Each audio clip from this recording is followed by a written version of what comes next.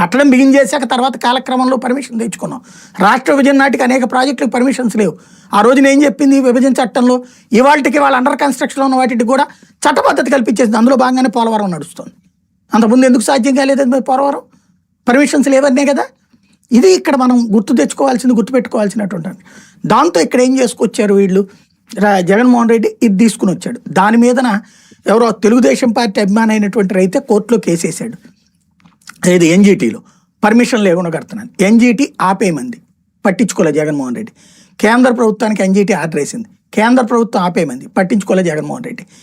ఇవాళ దాదాపు 2,500 కోట్ల దాకా ఖర్చు పెట్టాడని నిన్న నిమ్మల రామానాయుడే చెప్తున్నారు కదా. 900 కోట్లు ఎంతటికో బిల్లులు అప్పట్లో ఇచ్చారు. టోటల్గా 2,400 కోట్ల పనులు నడిచినాయి అక్కడ. అంటే అంత నిశ్శబ్దంగా చేశాడు, ఎక్కడ ఆర్భాటం లేకుండా. అది అనుమతులు నేను చెప్పాను కదా, అనుమతులు తీసుకునేటట్టయితే కనుక ఏ ప్రాజెక్ట్ కట్టలేము మనం, భారతదేశంలో ఏ ప్రాజెక్ట్ కట్టలేము. ఎందుకంటే అనుమతి ఏంటి, ముందు నీకు జల హక్కు ఇవ్వాలి.